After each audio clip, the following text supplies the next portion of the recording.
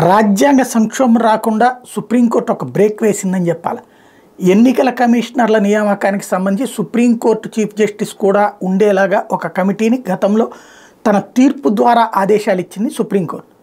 But న్యాయస్థానాలకి తీర్పులు చెప్పడానికి రాజ్యాంగపరమైన అంశాలు, చట్టపరమైన అంశాలే ఉండాలి తప్పించి వాళ్ళు అడ్మినిస్ట్రేటివ్ యాక్టివిటీ లేకపోతే శాసనాలు చేయకూడదు అన్నటువంటిది భారతీయ జనతా పార్టీ భావన. అందులో భాగంగానే సుప్రీంకోర్టుతో సంబంధం లేకుండా ఒక చట్టాన్ని పార్లమెంట్లో ఆమోదించారు, ఉభయ సభల్లో కూడా ఆమోదించారు. దాని ప్రకారం ప్రధానమంత్రి, ప్రతిపక్ష నాయకుడు, అట్లాగే హోంమంత్రి వీళ్ళతో కూడినటువంటి కమిటీ వాళ్ళు డిసైడ్ చేస్తారు. వాళ్ళు తాజాగా 2 కమిషనర్లను నియమించారు.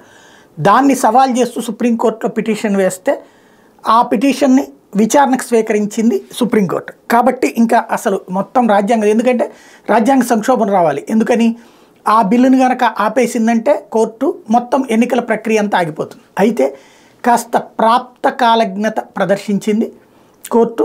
ఇప్పుడు ముందైతే విచారణను కొనసాగిస్తుంది, ప్రభుత్వం వాదనని అడిగింది, ప్రభుత్వం తన వాదన చెప్పింది. మేము చట్ట ప్రకారమే చేసాం, చట్టం చేసే హక్కు మాకుంది, దాంట్లో సుప్రీంకోర్టు చీఫ్ జస్టిస్ ఉంటేనే న్యాయం జరుగుతుంది అనేటువంటిది రాజ్యాంగంలో ఎక్కడా లేదు. గతంలో కూడా పర్ఫెక్ట్గా నడిచినాయి, అసలు ఏ కోర్టు జోక్యం లేకుండా నడిచినాయి. కాబట్టి ఇప్పుడు అట్లాంటి అవసరం ఏమీ లేదు, కాబట్టి చట్ట ప్రకారం నడుచుకున్నామని చెప్పి ఇప్పుడు దాని మీద స్టే ఇవ్వాలా లేదా అన్నటువంటి పాయింట్ మీద స్టే ఇవ్వాలంటూ పిటిషనర్లు అడిగితే అవసరం లేదని చెప్పి సుప్రీంకోర్టు తేల్చి చెప్పింది.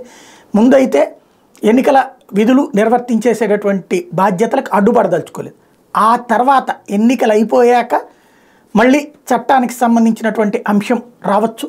అప్పుడుకి మోడీ కనుక మళ్ళీ వస్తే సుప్రీంకోర్టు జోక్యానికి అవసరమైతే రాజ్యాంగ సవరణ కాదు, రాష్ట్రపతి జోక్యం దాకా వెళ్ళినా ఆశ్చర్యపోనక్కర్లేదు.